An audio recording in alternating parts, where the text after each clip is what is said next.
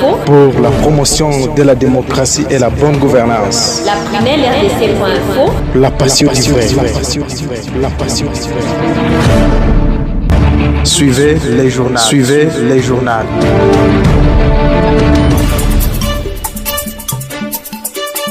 Mardi 26 mai 2020, journal web sur la prunelle rdc.info, les principaux titres. Au Sud Kivu, plusieurs affiches sur lesquelles on peut lire « Main propre, libérez Vital Kamerhe » ont inondé la ville depuis plus d'une semaine maintenant. Plus de détails dans ces journaux. Freddy Kambale, le militant de la Lucha, assassiné le lundi dernier par la police, a été mis en terre ce mardi, toujours à Beni. Nous y reviendrons avec notre permanent dans la région. Et au niveau national, le président de la République a réuni les responsables des services de sécurité pour préparer le prochain Conseil supérieur de la défense. Voilà tout pour les titres. Devant le micro, Gracieuse Zouani.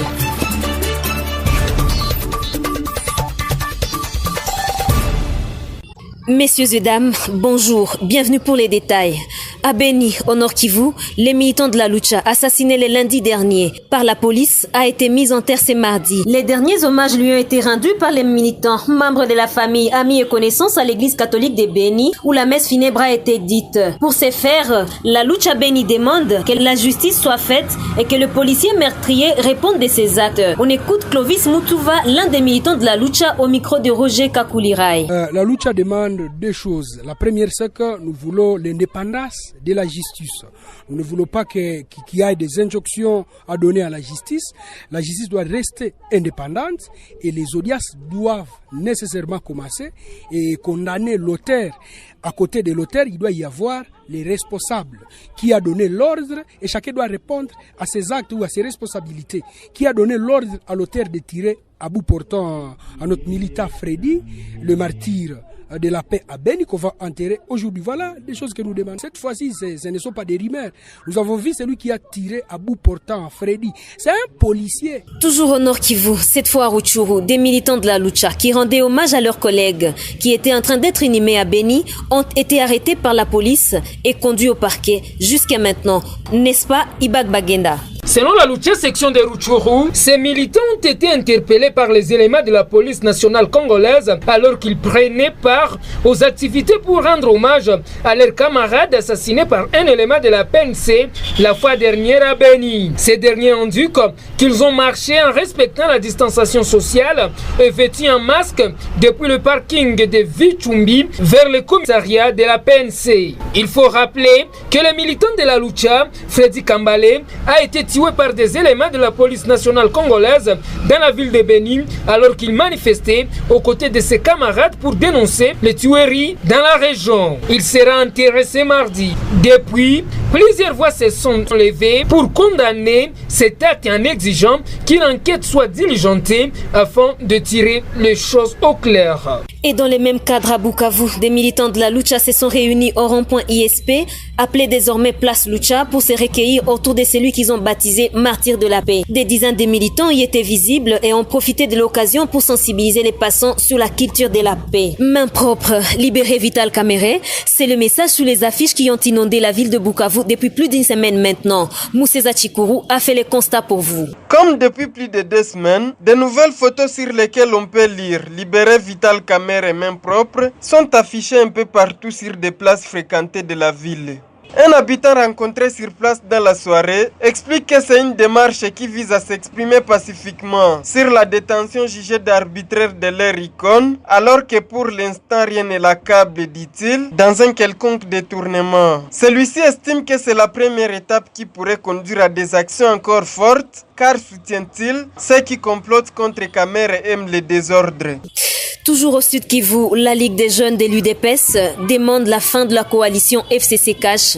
C'est donc consécutif à la destitution de leur président Kabund au poste de vice-président de l'Assemblée nationale survenu ce lundi à Kinshasa. Joël Mugisho nous fait le point. Un appel contenu dans un communiqué de presse rendu public ce mardi 26 mai, quelques heures après la destitution du premier vice-président de l'Assemblée nationale Jean-Marc Kabund à Kabound. Dans ses communiqués, la Ligue des jeunes de l'Union pour la démocratie et le progrès social dans la ville de Bukavu indique que cette motion n'avait qu'un seul objectif, celui de déstabiliser les chefs de l'État en créant une crise politique dont ils ne savent pas calculer les conséquences. Face à cette situation, cette structure des jeunes du parti au pouvoir Fédération de Bukavu invite le groupe parlementaire CACH de désavouer la présidente de l'Assemblée nationale pour sa complicité à cette démarche machiavélique. La Ligue des jeunes de l'IDPS Fédération de Bukavu réitère son soutien à Jean-Marc Kabound à Kabound et invite ses collaborateurs à ne pas céder aux caprices des ennemis de la paix. Elle demande également au peuple congolais de rester vigilant, aux combattants de l'IDPS de rester mobilisés comme au temps fort pour un état de droit. Signalons que Jean-Marc Kabound à Kabound a été destitué de son poste du premier vice-président de l'Assemblée nationale suite à une motion de méfiance initiée par le député national du MLC, Jean-Jacques Mamba. La société civile de Kabare, dans les territoires qui portent les mêmes noms, annonce la mort d'un détenu à la prison centrale de cette entité du site Kivu.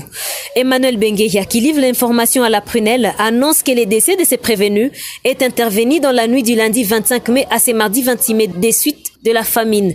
Qu'en est-il exactement, Bertin Boulonza? Selon lui, la victime était transférée de Kamituga jusqu'à Bukavu avant d'être acheminée à Kabare où elle est partie rendre l'âme. Le détenu qui est mort à Kabare est donc originaire du Katanga, selon ses collègues détenus cités par la société civile locale. La société civile de Kabare indique que si rien n'est fait dans l'urgence, la prison de Kabare risque de perdre plusieurs détenus suite à la faim. Elle fait savoir que cette maison carcérale est sans nourriture depuis plus de 5 jours maintenant. La société civile de Kabare demande au gouverneur de secourir les détenus de la prison de Kabare et respecter sa promesse de $1000 qu'il avait faite lors de son passage dans cette maison carcérale il y a quelques mois. Plaide Emmanuel Bengueya. Contacté, le ministre provincial de justice au sud Kivu, Jospé Bitafouana, confirme le décès, mais pour lui, le détenu est mort de suite de maladie. Il indique que les rapports du médecin de l'hôpital de la prison centrale de Kabare lui parvenu renseignent que le détenu était malade depuis un temps. Signalons que cette mort dans la prison de Kabare n'est pas la première. La fois dernière, 2 autres personnes ont perdu la vie dans les mêmes circonstances. Des organisations de la société civile et de défense des droits de l'homme ont alors haussé les tons pour exiger au gouvernement provincial de procéder au désengorgement et au ravitaillement en vivres aux prisons de la province pour éviter de pareils cas. En bref, un corps sans vie d'un homme a été trouvé à Kanoché dans la commune de Bagira. Le vice-président de la société civile Nouvelle Dynamique, qui livre la nouvelle, indique que c'était aux environs des 19h que ce corps a été découvert par des habitants de cette entité. Il plaide pour plus de sécurité pour la population de Bukavu. Et en Ituri, un mouvement suspect des personnes non encore identifiées est signalé en cette province. Selon la CODEPEF Ituri, qui nous livre la nouvelle, ce mouvement est observé sur la colline où est située l'antenne du réseau de communication RTL, à moins d'1 kilomètre au site de la localité de Biakato, en territoire de Mambasa. Maître Laurent Kieya, son coordonnateur, renseigne que ces personnes inconnues, estimées à une centaine, se sont installées dans cette colline depuis le lundi 25 mai 2020 vers 17h. La CODEPEF Ituri appelle les autorités ayant la sécurité dans leurs attributions de s'occuper de ces dossiers en identifiant ces inconnus et les déloger de cette colline afin de prévenir le pire. Au niveau national, le président de la République a tenu ce mardi 25 mai à la Cité de l'Union africaine une réunion de sécurité avec tous les services de sécurité civils et militaires. Le ministre national de la Défense, qui s'est livré à la presse après cette rencontre, fait savoir que ces assises avaient pour objectif de réfléchir profondément sur la question de la sécurité en République démocratique du Congo et préparer le prochain Conseil de la Défense nationale. Celui-ci renseigne qu'ils vont se réunir ce mardi 26 mai autour du vice-premier ministre et ministre de l'Intérieur afin d'approfondir ensemble des instructions du président de la République et le Conseil supérieur de la magistrature ont mis à leur disposition. Pour finir ce web journal, notons que la République démocratique du Congo a enregistré ce lundi 25 mai 2020 106 nouveaux cas confirmés de coronavirus. C'est ce qu'a rapporté les traditionnel bulletin épidémiologique quotidien de la riposte. Le total, les cumuls des cas depuis le début est de 2403, dont 2400 cas confirmés et 1 cas probable. Cette province sont jusque-là touchées. Il s'agit de Kinshasa, l'épicentre de l'épidémie avec 2198 cas, le Congo Congo central avec 165 cas, le Haut-Katanga avec 17 cas, le Nord Kivu avec 15 cas, suivi du Sud Kivu avec 4 cas. En bas de l'échelle, on trouve 2 cas pour l'Ituri et 1 cas pour le Kwilu. Fin de ce web journal. Merci de l'avoir suivi. Merci à toute l'équipe rédactionnelle de la Prunelle RDC.info. Continuez à nous suivre sur la Prunelle RDC, Twitter et Facebook. Retrouvez-nous aussi sur Voice of Maniema. Merci.